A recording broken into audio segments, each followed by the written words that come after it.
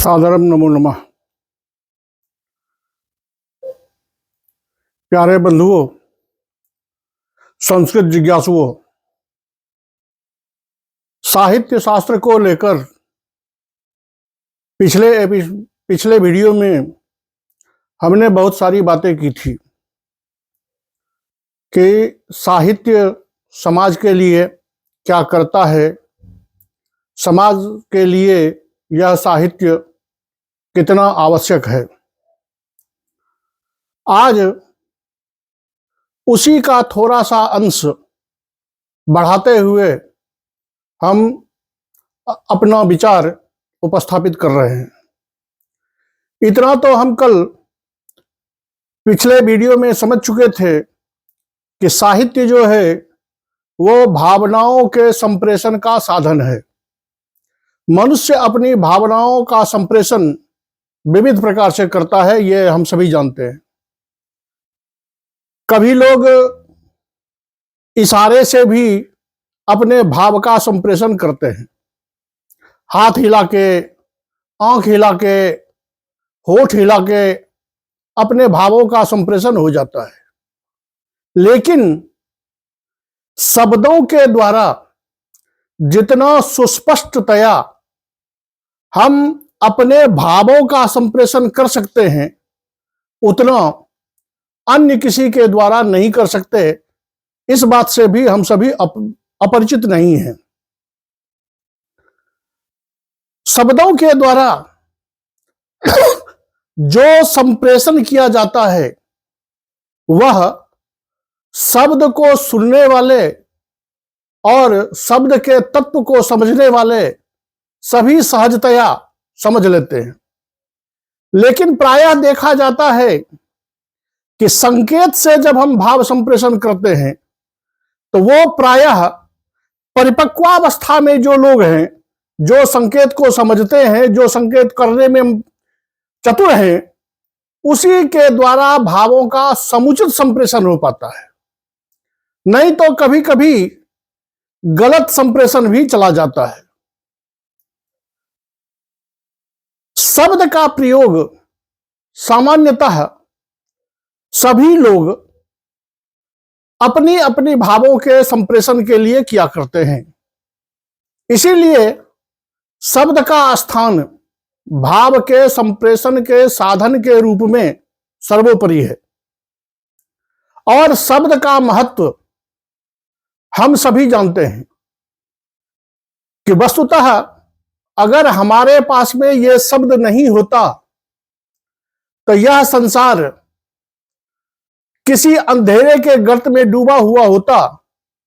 हम सभी अपनी अपनी जगह पर अपने भावों को खुद समझते, अपने भावों को इतनी आसानी से लोगों तक संप्रेषण नहीं कर सकते।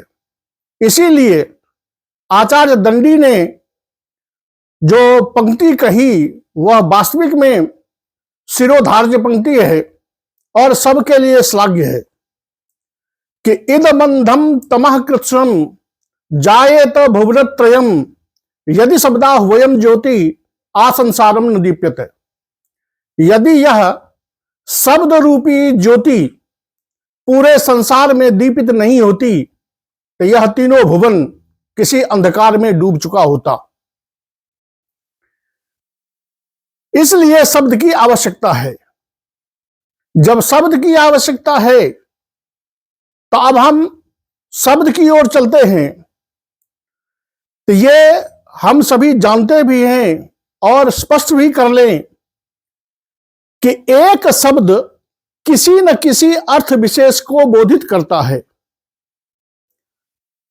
अगर शब्द है तो उसका कहीं न कोई अर्थ जरूर है, क्योंकि अर्थ बोधन के लिए ही शब्द का प्रयोग हुआ है। इसीलिए हम आप जानते हैं कि शब्द कभी निरर्थक नहीं होता है। आचार्य विश्वनाथ ने अपने साहित्य दर्पण में पद की परिभाषा करते हुए स्पष्ट कहा है कि वर्णाः पदम प्रयोगार्हा नन्वितैकार्थबोधकाः।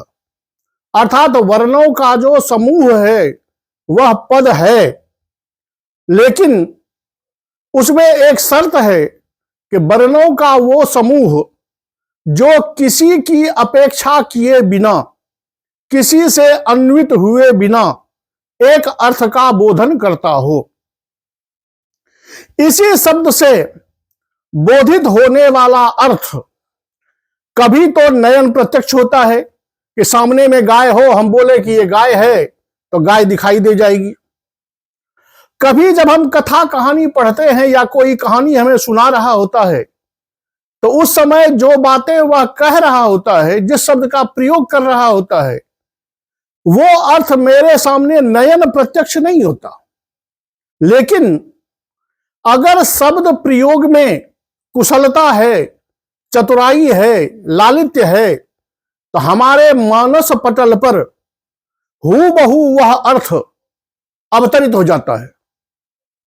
और मानस पटल पर अवतरित हुआ जो वह अर्थ है, वही हमारे चित्त की भावना को उद्वेलित करता है।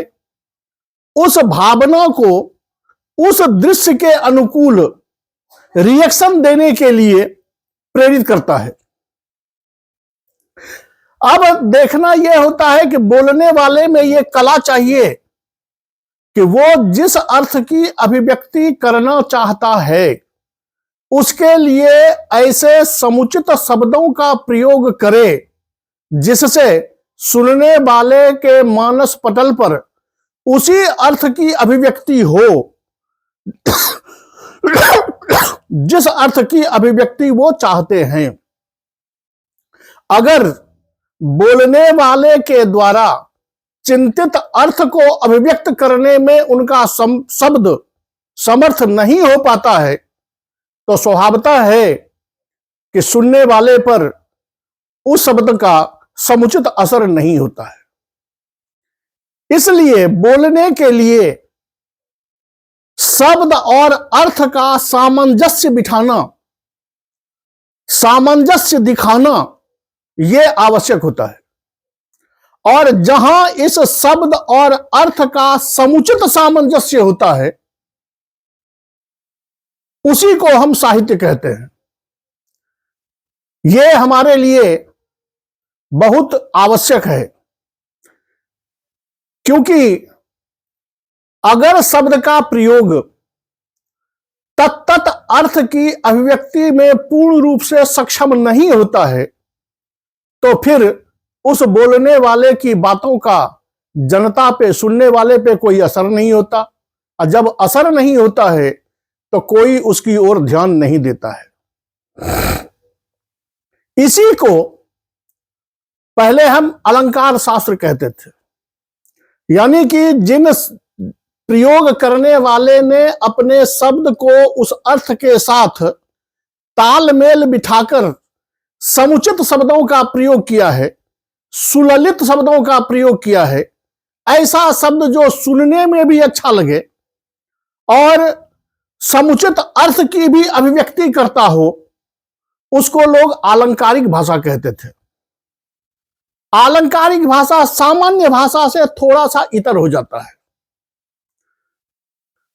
यद्यपि उपमा इत्यादि जो अलंकार है वो हम समय आने पर पढ़ेंगे, उस अलंकार का प्रयोग होकर के भी ये आलंकारिक भाषा कहलाती है। दूसरा आलंकारिक भाषा वो है जो सामान्य शब्दावली से हटकर, सामान्य वाक्य से हटकर दूसरे ढंग से प्रयोग किया जाता है। जैसे एक सामान्य सा वाक्य है कि हम कहें कि सूरज उगने पर कमल खिलता है, यह सामान्य बात है, इसमें कोई खास चमत्कार नहीं है। लेकिन जब एक कुशल व्यक्ति, कुशल वक्ता, कुशल कवि जब प्रयोग करता है तो वो अपनी पंक्ति लिखता है कि रात भर अपने पति सूरज के वियोग में तपती हुई नलिनी ने जब आते हुए अपने पति सूरज को देखा तो उसके मुंह पर स्वतः प्रसन्नता आ गई और वो बेहोश पड़ी। अब इसमें थोड़ी वक्रता आ जाती है, जो वक्रोक्ति जीवितकार कहेंगे, वक्रोक्ति जीवितकार बोले हुए हैं।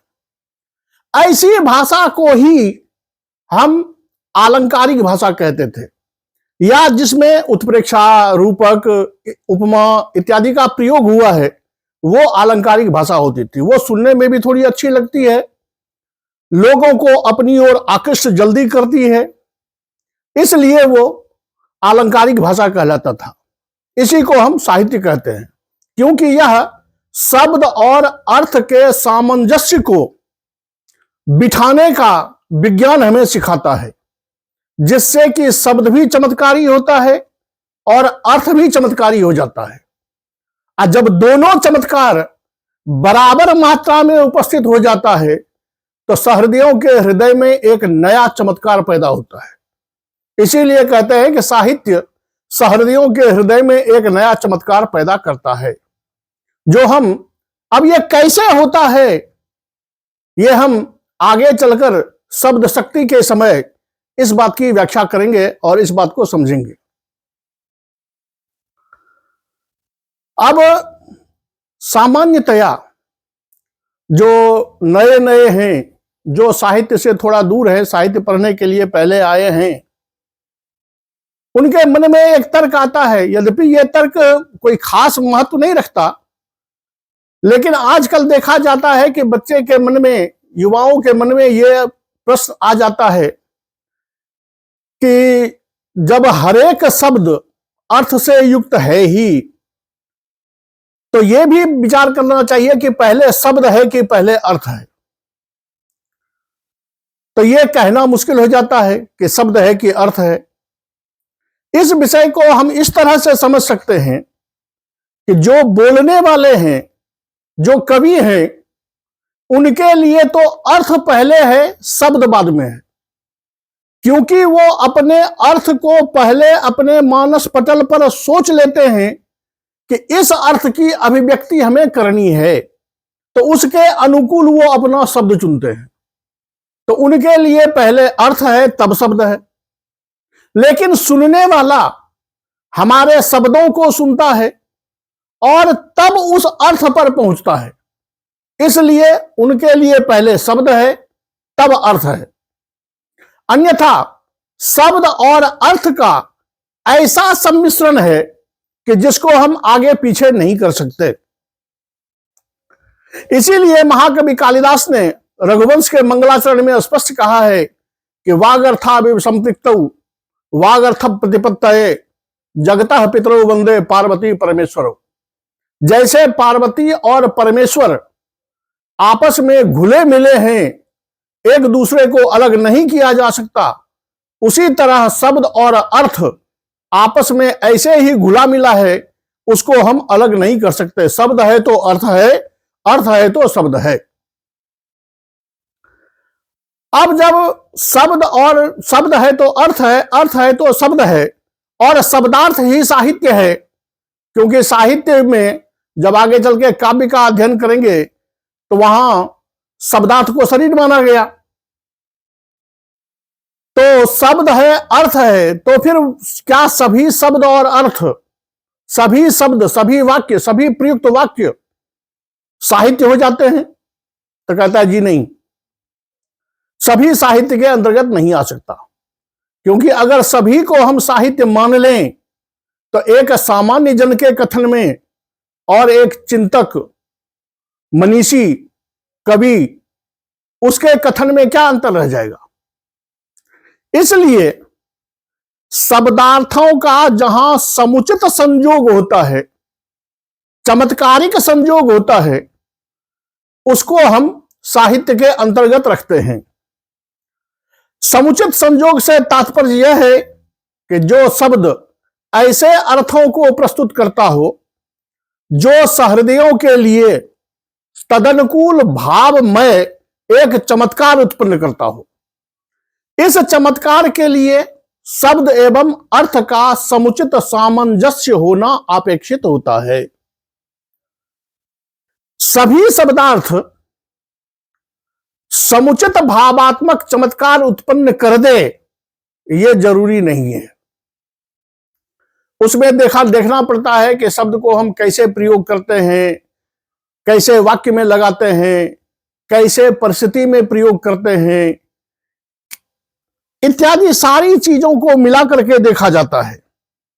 इसीलिए जब शब्दार्थो शरीरम कहा जाता है तो वहां प्रश्न तो यह उठता है कि शब्दार्थो है तो शब्दार्थो का मतलब शब्द और अर्थ, लेकिन नहीं, शब्दार्थो सहितो काव्यम कहा गया है। काव्यम पद से हम अभी साहित्य को ही ले रहे हैं, क्योंकि याद रहे कि साहित्य का व्यावहारिक रूप जो है वह काव्य के रूप में हमारे सामने उपस्थित है। यहां पर इसी साहित्य शब्द में जब शब्दार्थो सहितो काव्यम आया तो सहितो पद की व्याख्या करते हुए वक्रोक्ति संप्रदाय के प्रवर्तक आचार्य कुंतक कहते हैं कि साहित्य मनयोः शोभाशालितां प्रतिकाप्यसौ अन्यूनातिरिक्तत्वं मनोहारिण्यवस्थितिः।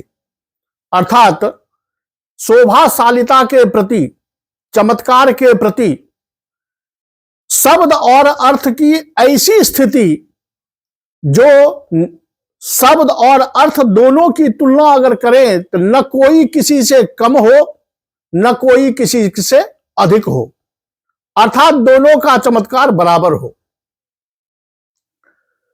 यही बात जब हम सामान्यतया किसी को भी साहित्य से अवगत कराते हैं तो मोटी भाषा में पहले उसको पढ़ाते हैं कि हितेन सह सहितः असहितस्य भावः साहित्यम।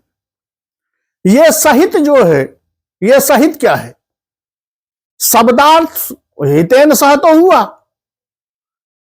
हितकारक शब्द अर्थात जो शब्द अर्थ का भी बोधन करता हो और ऐसे अर्थ का बोधन करता हो जो उस मानव के लिए, उस श्रोता के लिए कोई आनंद पैदा करता हो, जीवन का कोई नया मार्ग दिखाता हो, वो है हितकारक शब्द। सहृदयों को भावनात्मक चमत्कार के द्वारा ऐसा ही शब्दार्थ अपनी ओर आकर्षित करता है। सहृदयों को अपनी ओर आकर्षित करने की क्षमता इस शब्दार्थ में है, और जब दोनों का चमत्कार एक समान हो जाता है तो एक अद्भुत चमत्कार उत्पन्न होता है जिसे देखकर सहृदय आकंठ गदगद हो जाता है और स्वयं तालियां बजाने लगता है या प्रशंसा करने लगता है या सोचता है ओ वाह क्या कमाल की बातें कही है। अगर आप कहेंगे कि केवल मोटा सा पुस्तक लिख दिया गया है तो यह बहुत बड़ा साहित्य हो गया, तो जी नहीं, ऐसा नहीं हो सकता। केवल शब्दों के समूह को हम साहित्य नहीं कह सकते। शब्द अपने अर्थ के साथ मिलकर सचेतनों की भावना को जब उद्वेलित कर देता है तब वह शब्दार्थ, तब वह वाक्य शब्द काव्य के अंतर्गत आता है। इसीलिए लोगों को चाहिए कि हम शब्द का प्रयोग संभल कर करें, क्योंकि शब्द अगर सही है, शब्द को अगर आपने समुचित ढंग से प्रयुक्त किया है तो वो सहृदयों के हृदय में जाकर उसकी भावना को उद्वेलित करता है, उसकी भावना को तरंगित करता है। तो कहीं ऐसा ना हो कि हम किसी और भावना को तरंगित करना चाहते हैं और शब्द का गलत प्रयोग हो जाने से सुनने वाले के हृदय में तद विपरीत भावना का उदय हो जाए। इससे स्वभावतः है कि जहां हम प्रीति उत्पन्न करना चाहते हैं वहां प्रीति नहीं बल्कि कटुता और वैमनस्यता उत्पन्न हो जाएगी। इसलिए शब्दार्थ का प्रयोग, शब्द का प्रयोग बहुत सुललित ढंग से लोगों को करना चाहिए। संत शिरोमणि गोस्वामी तुलसीदास जी ने स्पष्ट कहा है कि बोली एक अमोल है, जो कोई बोले जानी, हिये तराजू तौलिके तब मुख बाहर आनी। चूंकि शब्द जो है वो हृदय पर आघात करता है, भावना पर आघात करता है, तब भावना पर आघात करने के लिए शब्द प्रयोग में जितनी चतुराई, जितनी ताकत चाहिए, तो उस शब्द से चोट खाए हुई भावना के प्रवाह को संभालने के लिए भी उतनी ही व्यवस्था करनी पड़ेगी। शरीर पर जो घाव होता है उस घाव को हम सहजतया मरहम द्वारा ठीक कर देते हैं, क्योंकि वो बाह्य दृष्टिगत है, उसको हम ठीक ठाक कर देते हैं। लेकिन भावना जब घायल होती है, भावना में जब कटुता पैदा होती है, तो उसके लिए हमारे पास में कोई मलहम नहीं बना है जिससे उसका हम उपचार कर सकें। इसीलिए किसी शायर ने कहा है कि भर जाता है गहरा घाव जो बनता है गोली से, पर वो घाव नहीं भरता जो बना हो करबी बोली से। तात्पर्यम एतदेव कि यदा कस्मिन् नपि विषये कस्मिन् नपि वातावरणे कि यदा शब्द प्रयोगम करोमि वार्तायाम उपस्थापयामि जत किंचित वदामि तत्पूर्वम अस्माभिः चिंतनीयम जस्य शब्दस्य प्रयोगः क्रियते मया तस्मात् शब्दात् अग्रे स्थिताः ये जनाः वर्तन्ते तेषां हृदये कस्य भावस्य उदयो भविष्यति एतेन भावनायाः संबंधः स्फुटी भवति। इसलिए शब्द प्रयोग में सर्वदा लोगों को सावधानता बरतनी चाहिए। यह शब्द प्रयोग के आधार पर अमृतमय भी हो जाता है, और अगर गलत प्रयोग हो गया तो यही शब्द गरलमय भी हो जाता है। एकः शब्दः सम्यक् ज्ञातः सुप्रयुक्तः स्वर्गे लोके च कामधुक् भवति। यह शास्त्र का नियम है कि शब्द अगर आप सम्यक तरह से जानते हैं, शब्द के प्रयोग को जानते हैं, उसको ढंग से प्रयोग करते हैं, तो वह शब्द आपके लिए कामधेनु गाय बन जाती है, अर्थात आपकी सभी मनोकामनाओं को पूरा कर सकता है। इसलिए शब्द का प्रयोग संभल करके किया जाना चाहिए। अब यह संभलना है क्या, हम कैसे जानेंगे कि कौन सा शब्द कैसे प्रयोग किया जाए, किस शब्द से किस भाव की अभिव्यक्ति होगी, किस भाव से कब लोगों के हृदय में कटुता पैदा हो जाएगी या सरसता पैदा हो जाएगी। तो यह शब्द और अर्थ का सामंजस्य बिठाने का जो सिद्धांत है, जो शास्त्र है, जो हमको यह समझाता है कि शब्द में कितनी शक्तियां हैं, शब्द की शक्तियों का प्रयोग कैसे किया जाए, इन शक्तियों के द्वारा अर्थ की अभिव्यंजना कैसे की जाती है, इत्यादि जो हमको सिखाता है, वही साहित्य शास्त्र है। अब आप ये कह सकते हैं कि क्या केवल साहित्य शास्त्र ही लोगों की भावनाओं को जगाता है, साहित्य शास्त्र ही लोगों को अपने लक्ष्य के प्रति ले जाता है, साहित्य शास्त्र ही केवल पुरुषार्थ चतुष्टय की ओर ले जाता है, साहित्य ही आदमी को केवल मोक्ष के बंधन से मोक्ष तक पहुंचा सकता है, सांसारिक बंधनों से मुक्त कर सकता है?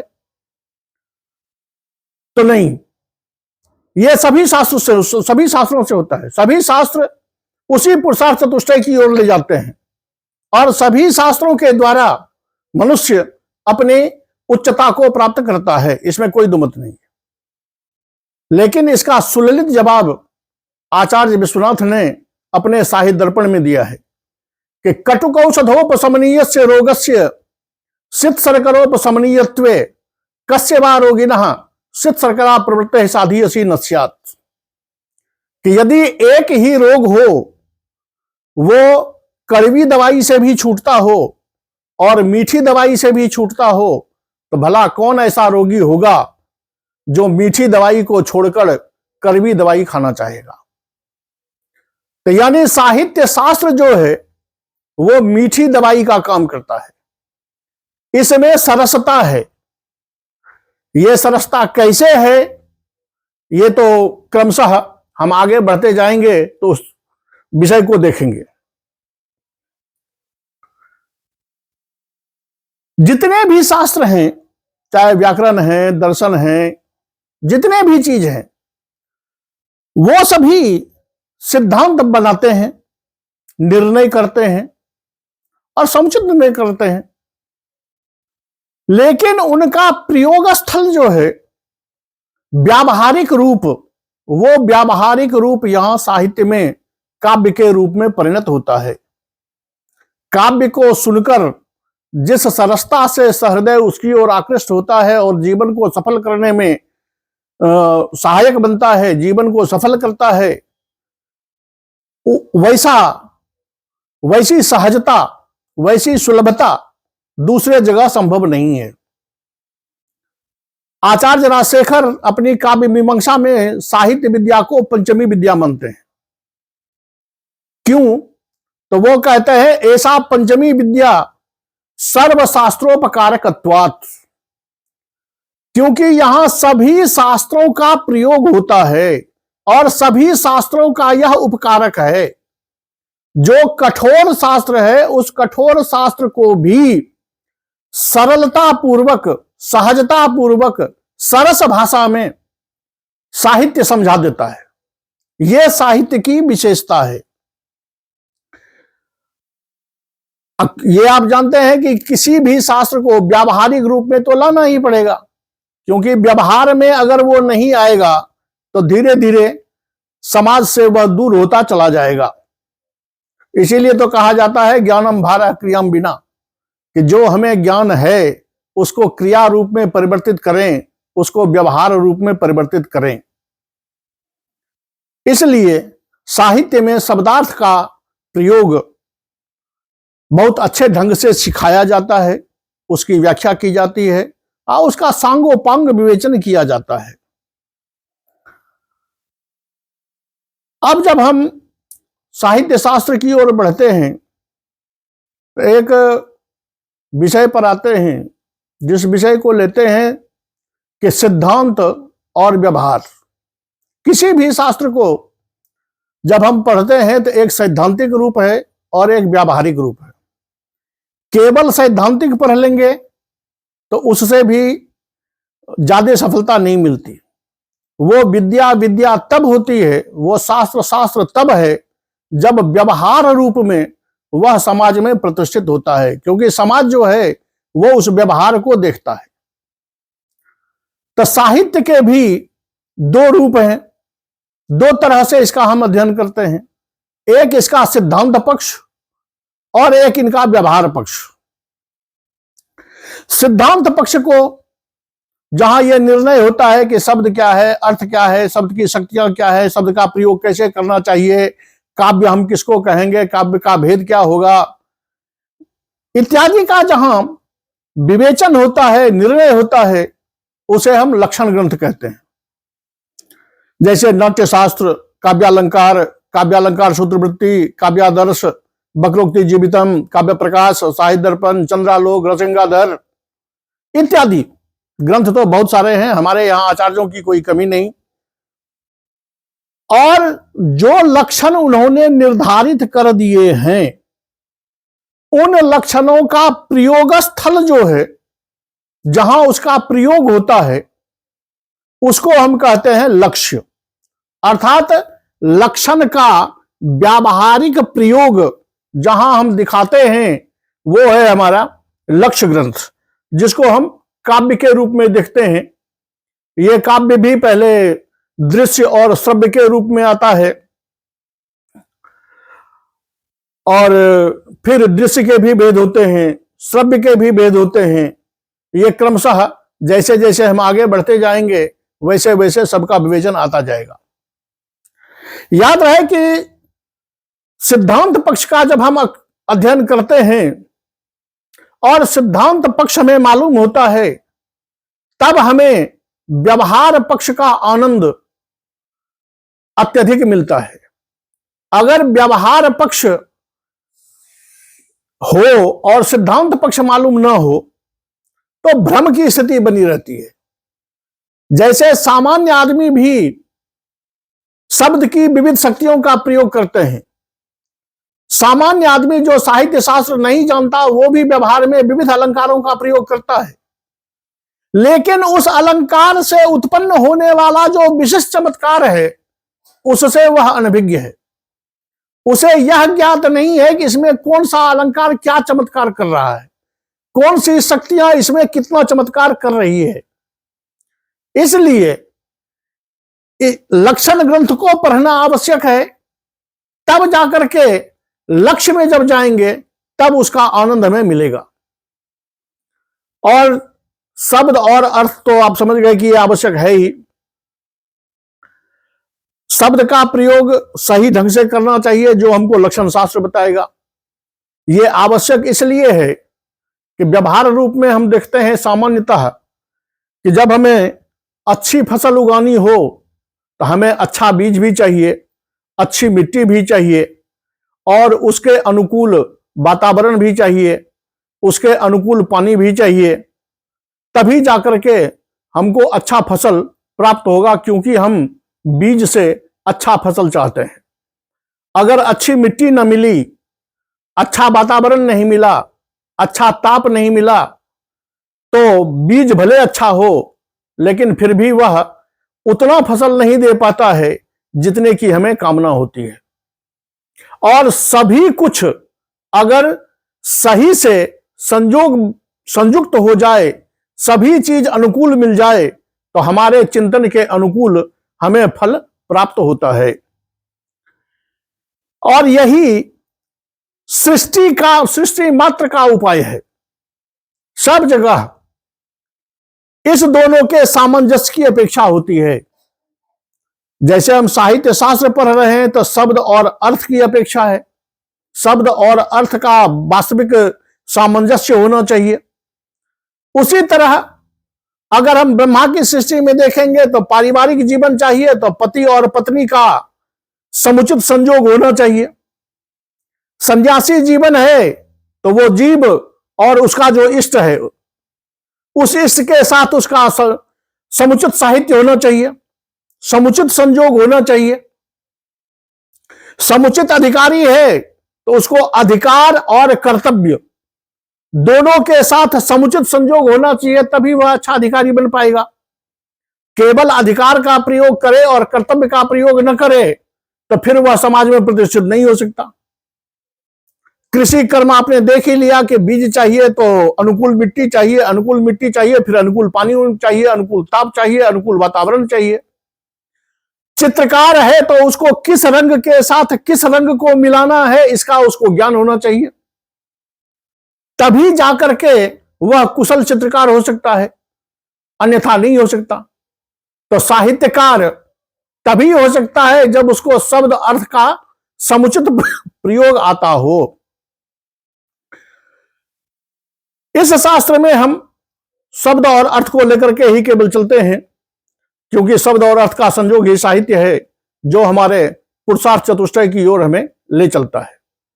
और इस सिद्धांत शास्त्र में, जैसा कि मैं पहले भी कह चुका, शब्द का, अर्थ का, शब्द की शक्तियों का, उसके अनुकूल शब्द से अर्थों के भेद का, अलंकार के आधार पर शब्दों के चमत्कार का इत्यादि का अध्ययन होता है, उसका निर्णय होता है। दोष, गुण, अलंकार इत्यादि का निर्णय होता है।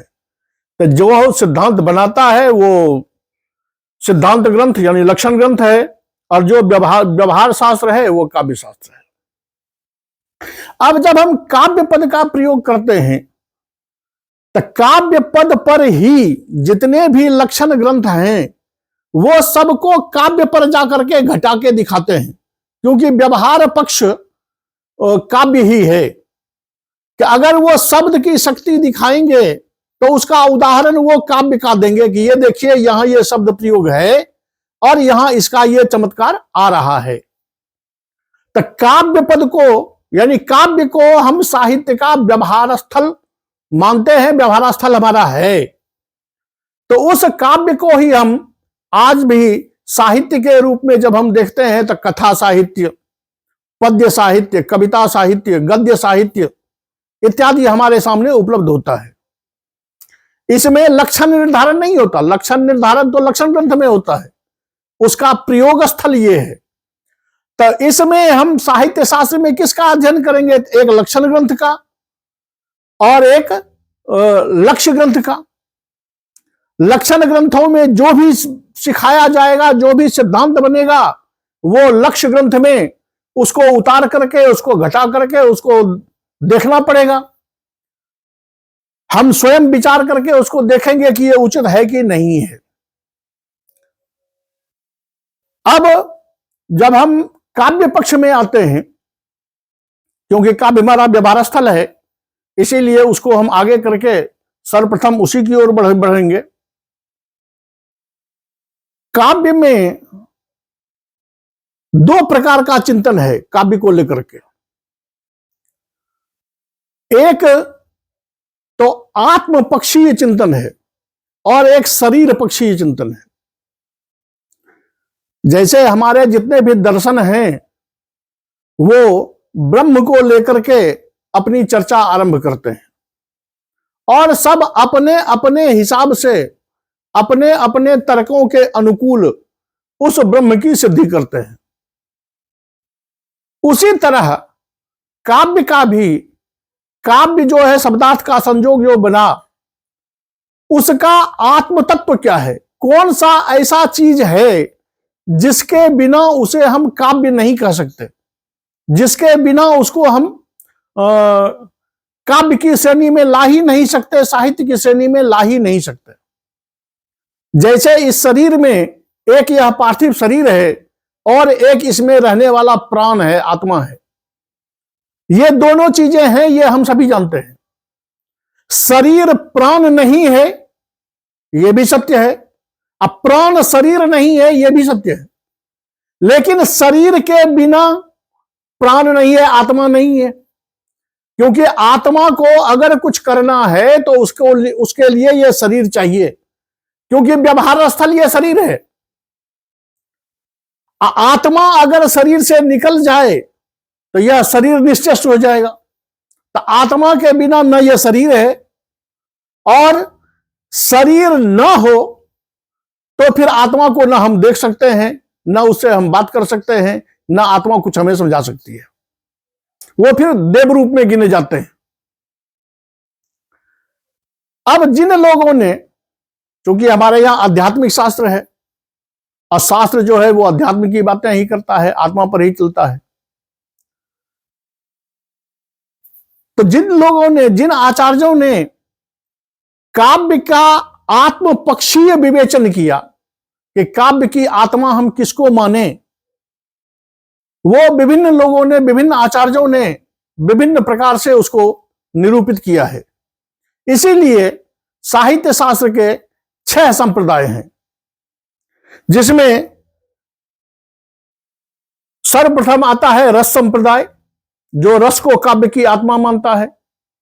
इसके प्रवर्तक हैं आचार्य भरत। इनका ग्रंथ है नाट्यशास्त्र और इनका मानना है काव्यस्य आत्मा रसः। कालांतर में आया अलंकार संप्रदाय, आचार्य भामा,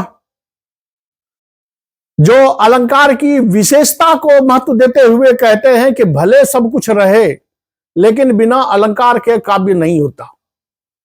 नकांतमपि निर्भूषम विभाति वनिताननम, वो अलंकार के पक्षधर हैं, इसलिए उनके यहां से अलंकार संप्रदाय चला। उसके बाद आए वामन, आचार्य वामन, जिन्होंने रीति को काव्य की आत्मा माना और वो कहते हैं रीतिरात्मा काव्यस्य। उसके बाद आए आचार्य कुंतक, जो कहते हैं कि नहीं नहीं नहीं, ये सब कोई आत्मा नहीं है। वक्रोक्ति ही काव्य जीवितम, वक्र उक्ति जो है वो काव्य की आत्मा है। उसके बाद आए ध्वनि संप्रदाय। इसके आचार्य हैं आचार्य आनंदवर्धन, जिनका ध्वन्यालोक विशेष ग्रंथ है। ये ध्वनि को काव्य की आत्मा मानते हैं। इनका कहना है काव्य से आत्मा ध्वनि। इसके बाद आए आचार्य क्षेमेंद्र, जो कहते हैं कि औचित्यम रसद्धस्य स्थिरम काव्यस्य जीवितम। औचित्य विचार चर्चा उनके ग्रंथ का नाम है। कि शब्द हो या अर्थ हो, गुण हो, रीति हो, अलंकार हो, जो भी हो, उसका उचित के साथ उचित का संबंध बनाना, यही काव्य की आत्मा है। अब ये 6 संप्रदाय बन गए, यानी 6 लोगों के अपने अपने मत हैं कि काव्य की आत्मा यह है, काव्य की आत्मा यह है, काव्य की आत्मा यह है। अब इन छहों के लिए हम अलग अलग विचार करेंगे कि कहां क्या है। अभी तो मैंने केवल 6 संप्रदाय हैं, वो 6 संप्रदाय गिने हैं कि साहित्य के ये 6 संप्रदाय हैं। आचार्य राजशेखर ने अपनी काव्य मीमांसा में जब काव्य रूपी पुरुष की कल्पना की, उनका जो तीसरा अध्याय है वो काव्य पुरुषोत्पत्ति है, काव्य रूपी पुरुष की कल्पना की है। तो जब काव्य रूपी पुरुष की कल्पना की तो स्वभावतः है कि आत्मा का भी निरूपण करेंगे और शरीर का भी निरूपण करेंगे। तो उन्होंने स्पष्टतया शरीर, आत्मा और शरीर के अवयव का भी चित्रण किया है। वो कहते हैं कि शब्दार्थ होते शरीरम, अयि काव्य पुरुष शब्दार्थ होते शरीरम, संस्कृतम तब मुखम, प्राकृतम तब बाहु, जघनम अपभ्रंशः, पैशाचः पादौ, उदरश्रियम, रसः आत्मा, रोमानित छंदंसि, अनुप्रासोपमादयः त्वाम अलंकुर्वन्ति। अर्थात अयि काव्य पुरुष, शब्द और अर्थ जो है वह तुम्हारा शरीर है, संस्कृत जो है वह तुम्हारा मुख है, प्राकृत जो है वो तुम्हारी भुजाएं हैं, अपभ्रंश जो है वो तुम्हारी जांघें हैं, पैशाची जो है वो तुम्हारा चरण है, शोभा जो है वो तुम्हारा श्री है, उदर है, रस जो है वो तुम्हारी आत्मा है, छंद जो है वो तुम्हारे रोम है, और अनुप्रास, उपमा, रूपक इत्यादि जो है वो तुम्हारे अलंकार, वो तुम्हारे आभूषण है। अब इन्होंने जब काव्य रूपी पुरुष की कल्पना कर दी तो पुरुष का जो शरीर है शब्दार्थ, इस शब्दार्थ को लेकर आलंकारिकों ने काव्य का लक्षण बनाया। यद्यपि इसमें बहुत सारे आचार्य आए, अभी भी आ रहे हैं, लेकिन इसमें मूलतः 3 आलंकारिक आते हैं जिनका अपना अपना मत है। कि एक है आचार्य मम्मट, जो शब्दार्थों काव्यम कहते हैं और फिर शब्दार्थों का विशेषण लगाते हैं। दूसरे हैं आचार्य विश्वनाथ, जो कहते हैं वाक्यम काव्यम। वाक्यम रसात्मकम काव्यम उनकी परिभाषा है, रसात्मकम जो है वो विशेषण पद है, तो वाक्यम काव्यम। यानी एक ने कहा कि शब्द और अर्थ, शब्दार्थ जो है वो काव्य है। दूसरे हैं आचार्य विश्वनाथ, वो कहते हैं वाक्यम काव्यम, वाक्य जो है वो काव्य है। और तीसरे हैं पंडित राज जगन्नाथ, जिनका ग्रंथ है रसगंगाधर, वो कहते हैं शब्दः काव्यम, शब्द जो है वो काव्य है। तो यानी एक शब्द को काव्य मानते हैं, एक शब्दार्थ को काव्य मानते हैं, और एक वाक्य को काव्य मानते हैं। ये 3 शरीर के आधार को लेकर अपने काव्य का लक्षण करते हैं। इसके बाद बहुत सारे आचार्य आए, केवल यही 3 नहीं है, लेकिन जितने भी आचार्य आए उन सब का लक्षण इसी 3 मूल बिंदु पर टिका हुआ है। क्योंकि शब्द है, अर्थ है, और शब्द अर्थ मिलकर के वाक्य बनता है। तो पद्य रूप में या गद्य रूप में वाक्य की आवश्यकता तो है ही, वाक्य नहीं होगा तो पूरा भावना का संप्रेषण नहीं हो पाएगा, ये सामान्य बात है। अब 6 संप्रदाय और ये 3 शरीर पक्ष वाले, इसका हम क्रमशः आप लोगों के सामने अपना विचार उपस्थापित करते रहेंगे। आप लोग इससे लाभ उठाएं और साहित्य के विषय में स्वयं भी जानें और समाज को भी जानने को प्रेरित करें और समाज को भी इस ओर लाएं, ताकि समाज सरस बने, सहृदय बने। क्योंकि सहृदय जब सामाजिक होंगे तो सरसता बढ़ेगी, सरसता बढ़ेगी तो समरसता बढ़ेगी, समरसता बढ़ेगी तो परस्पर संबंध बढ़ेगा, हमारा समाज अच्छा बनेगा, हमारा समाज एक सुनहरे भविष्य की ओर अग्रसर होगा। सादरम नमो नमः।